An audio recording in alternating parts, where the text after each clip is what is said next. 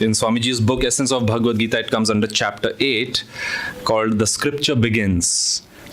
And stanza 1, chapter 1 of this great scripture states, Dhritarashtra posed this question to Sanjay. On the battlefield of Kurukshetra, where my sons and those of Pandu were ranged against one another, eager for battle, what was the outcome?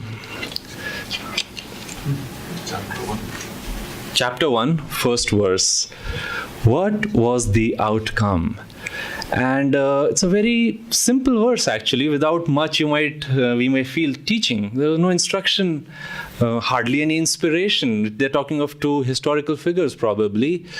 But there Swami says, in the next very line, he says, this very stanza forms the basis of the entire Bhagavad Gita. He says, Paramhansa Yogananda ji explained that yes, about 5,000 years ago, the battle of Kurukshetra did happen actually outwardly in the land of Kurukshetra in North India. And he said, but not everything, for example, the 100 sons of, the Kaurava brothers, he says that they were not 100 literally. But he says this story of this fight of two clans was taken, and Ved Vyasa took that, maybe it was the descending Dwapar Yuga at that time, and he took that as a great story, which actually is, Master said, the life of each human being, all of us in creation. He says, are going through this battle of Kurukshetra. Within us are the good tendencies, and then within us are those other tendencies. And likewise, Master says, if you study this very first stanza, he says, Dhritarashtra, he was blind. And Master said, when I say Master, I mean Paramhansa Yogananda ji. He said, Dhritarashtra stands for the mind which only knows how to operate through the senses. Now that is all of us. For most of the time, at least before we come on the path, whatever question somebody may ask of us, how is this food? What do you think of this beautiful scenery? Do you like this incense and the smell? How's the day today? We will say, oh, beautiful, very nice, bright, sunny. And we operate in this world through our senses, which is fine. Actually, that is how, let's say, nature has made us. We cannot help but do that. But Yogananda ji says, as we start moving, we come to a point, he says, very few. In the Bhagavad Gita again, Krishna says, of 1,000, one seeks me. So that one who is seeking, what is the seeking? They're seeking that, Master says, when this world doesn't seem enough, or when, let's say for me, I was a doctor and I used to study the lifespan of people centuries ago and now, and health projections, new treatments, I would say there has to be something more. People are dying sometimes with the best available treatment. How unlucky of us who are staying now when this new breakthrough will come 5 years later. What about me now?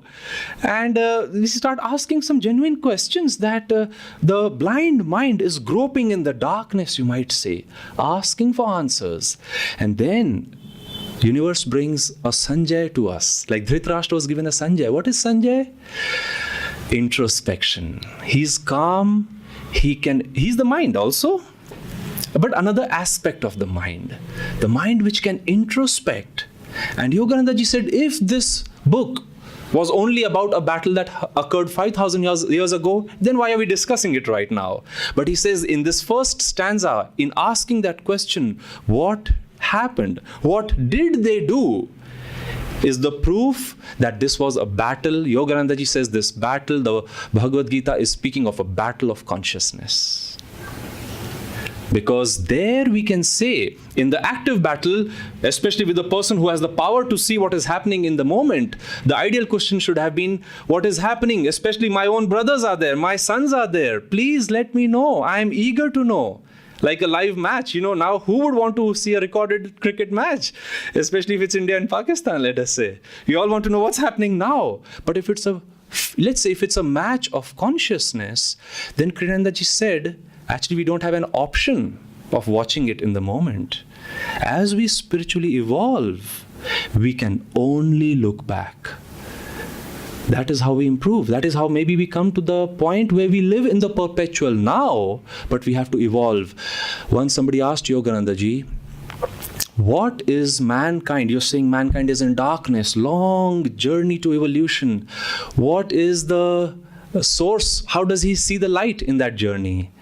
And Swami says, Master replied, Omar Khayyam said, the blind mind is what he has. They have a blind understanding.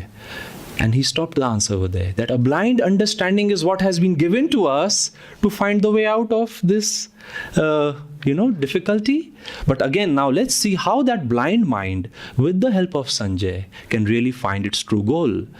Kriyanandaji, soon after this verse, makes the other point. He says we have to, and this is, we are talking to seekers right now, and also the Gita is actually stating this above all to a seeker, the true seeker, Arjuna, the earnest one. And he says that you can seek introspection in many different things, but above all, if we start introspecting the purpose of life, and it may dawn upon us that there may be a reality like God, this may be, as the Shankhya philosophy, which comes actually before yoga. We often think, we come to a class and we get a technique. I'm a yoga practitioner. Swami used to spend 90% of his talks, sometimes 95 or more percent of his talk, if you see them now, just building the audience in the understanding of Shankhya. He would say, this world will not give you happiness. Even the communities that I have started in time, he would say, will not last forever. There's a very interesting story. Early on, somebody asked me a question, and I said this. I said, we should not be attached to things. I said, even this very community we are trying to start will not be here maybe hundreds of years ago. And then I felt so odd giving such a statement to a new person, but it was like, it's the truth. But I was just, roiling in this guilt for a few days. And then we went to watch a live video of Swamiji from Los Angeles. He was launching Akash lessons over there, business lessons. And we were sitting, and suddenly he says out of the blue, I give one advice to all businessmen. People who are working with people, money, positions, do not be attached to anything. I tell you from my own experience, the very communities I have started will not be there forever. They will serve their purpose, but above all, it is people I have cared for. And he was making the point, people are more important than things. And I heard that statement, I was like, okay, maybe the way I presented it or it was not right, but those are truths. So how do we go about life? And that is part of the reason I brought up, and I want to thank each one of you in this room. You may be coming for the first time, but let me put it this way, you were the motivation behind the service we carried out in 2016, because this year, now I look back, how was 2016? It was beautiful. We did outreach. We started with a spiritual fair. We had never done that program. We had our public events used to be 2 hours, sometimes 4 at the most. They became 24 hours in the very first week of January. We did the first screening of the movie Awake in India, private screening, and hundreds of people came for that. Our advertisements, which we had a very small budget, 15,000 rupees, just by people's enthusiasm. I'm told one ad with a picture of Yoganandaji went to 54,000 people simply by sharing on Facebook. And Facebook wrote us a letter saying that you invested in so much, your mileage was basically, let's say, 10 units, and you derived 300 because this ad falls in a very rare category. It became self-propelling beyond all possible imagination. So those kind of things. We had Nitaiji come over here to do education for life. Yes, he was here just for 5 days a week. But when I look back, Master tried to do many things in his lifetime. And Swami says, above all, the community concept failed in his life. The school failed. A veg restaurant he tried to start in America, that shut down, not too long after its inauguration. And then Swami said he picked up on some of those things. Likewise, I'm seeing many centers worldwide are now moving into these, you might say, pearls of, Swami and Master's council over here. And Kriya Ministry, Kriya Retreat out. First Pan-India Kriya Retreat was conducted outside in Vatunde.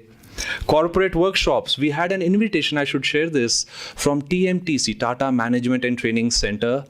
And later, after the workshop was over, there was a gentleman who stayed back by special permission in our workshop. And he says, I have taken Kriya initiation also. And I was very intrigued that somebody from Yogananda's organization was coming to share about stress management. It was Gaurav, I, Dr. Amar, Pradnya, some of us had gone. And he said, I've been doing these workshops for so many years.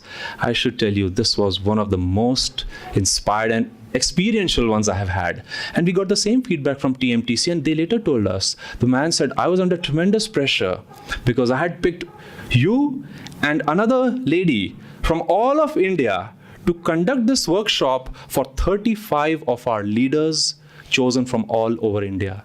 And he says it was a risky spot. Somebody says, why this? Why this spiritual group? And he says, but I was inspired by Swami Kriyananda, and I thought you will have something practical to share. I have found his teachings are often very practical. So we did that. We went to Infosys and other places. We have started 3, and now if you count Avinash's long meditations, 5 long meditations, 3 hours and more every week at the center. And that balances all the outreach that we do and services that we do.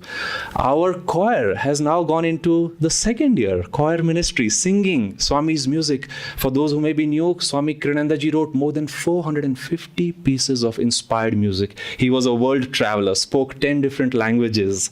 So for us to be able to, you can see, pick and some of his music and try to sing it. And those of us who sing, we do feel that he flows through us. We feel closeness to his consciousness. I was there in the very last meeting our monastery had with Swamiji, and somebody asked him a question, sir, how important is your music? He says, if you want to know me, sing my music. Study my music. He says, you will get all aspects of my personality, how I used to think, what the Kriyananda was about, how I felt. And again, we are discovering those week after week through that music ministry. Ananda Yoga, again, a beautiful contribution of Master, and then through Swamiji, yoga postures, which now through International Yoga Day, every other person wants to know. I would say even every person wants to now. If you approach them in the right way, they want to know, how can yoga help me? How can I practice some yoga? I want to live longer and more healthy. And through Ananda Yoga, we have Swamiji started this course over 4 decades ago. And you know, sometimes, like Sri Yukteswarji told Master, it is now or never. And we heard that, you know, Bhajanaji wants to come. Tushtiji, see, Tushtiji, who was earlier with us, she wanted to do this course, but she left her body. You know, karma comes and she had to leave her body. But then we were all very saddened all over India that, oh my goodness, we were planning something. And then Bhajana came and we started doing, and we did 3 weeks of yoga. About 12 people were participating. And in the month of February, all 12 of us, our center and ashram is already registered with World Yoga Alliance. Anybody who wants to study yoga, as registered world over, can come to our ashram and center and learn this. And 12 of us will be getting that certification in the month of February. And we are certified to teach yoga anywhere in the world with that degree, the way Master and Swami taught it. And Ananda Yoga is an aspect of World Yoga Alliance. So, you know, that step was taken this year. We now have a new team. The temple in the ashram is under construction and in full swing.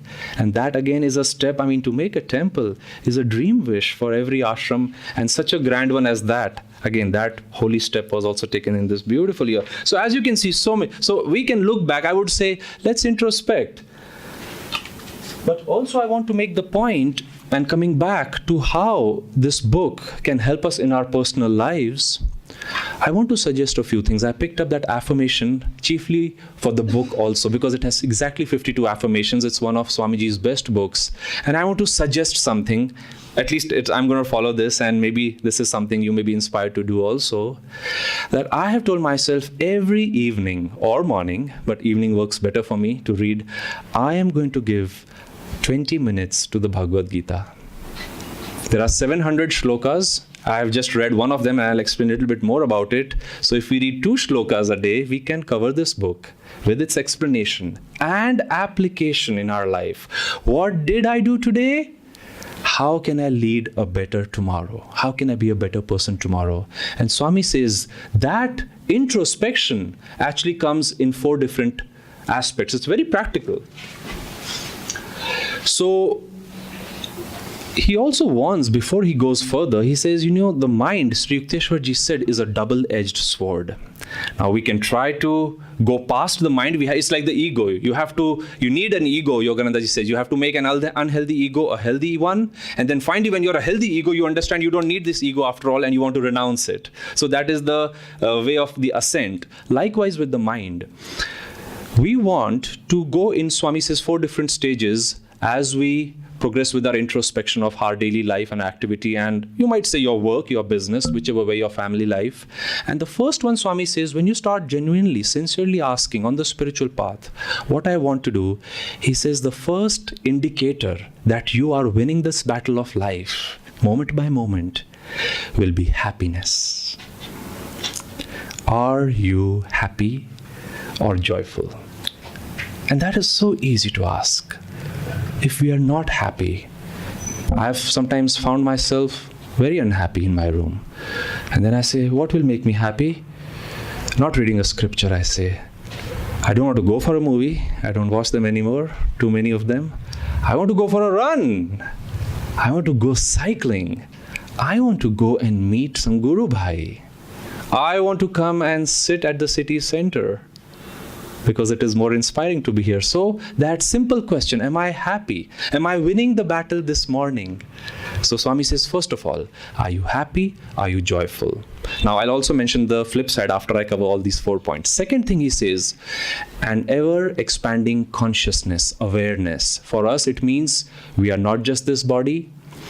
Death will not be the final chapter for us, and we are much more, and daily experiencing that in our meditation through energization exercises, by the reading of scriptures. We expand our consciousness, and he says that is a very good indicator that you are winning the battle of life. Third, and he says the most important of all these, is ever increasing sympathy for others. Because you see, in India, we may have crores of God, but one thing is common in all those crores of idols. Their right hand is always held up in benediction. That as we move up, is our presence a blessing in this world? Are we able to give counsel to our family? Are we shining examples of light in our office? I know in this very room, I met the boss of one of our devotees. And I just happened to say, oh, one of our members works for you. And he just paused in the middle of all the business conversation we were having. And he says, I won't even mention he or she. That person is an exemplary employee of our company.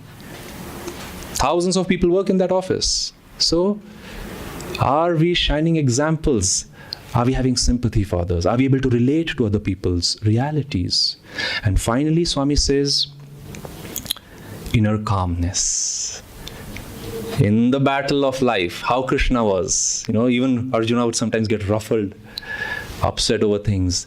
Can we maintain calmness? Then those are the indicators. Now you see, it's very easy. We can make a small diary of these 4 points on a daily basis and maybe give a star of a different color and such. Now, what is the flip side of these 4?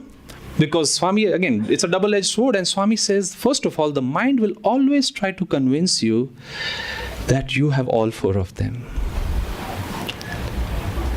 But he says, let's go through them. First of all, happiness and joy can become excited. Oh, of course, if you ask a normal person, especially when confronted, I would have answered that way years ago. If somebody would have said, are you really happy in life? I would say, of course I'm happy. But are we really happy? Do we really have joy? So it should not be excited. The happiness should be almost like a river flowing, like a streamliner, master would say, gently, going about it. It's centered. Second thing, consciousness. As we read more, as we meditate more, as we get more information and years on the spiritual path, Swami says sometimes that expansion of consciousness can take us into expansion of pride. A swollen head, he says, self-importance and self-indulgence. We become the most important reality of our lives. And as much as Kriyananda would say, I'm responsible for this reality called Kriyananda, should we make it the most? Is it any more important than anyone else? It is not. So he says that we should be careful about. Third, our sympathy for others can become attachment.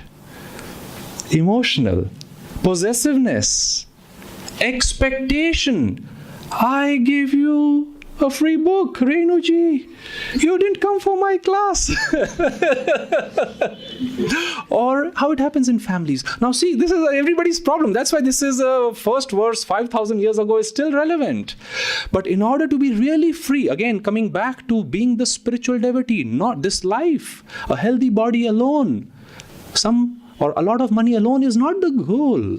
Those are very incidental. They may not come. They have nothing to do actually with true divine happiness.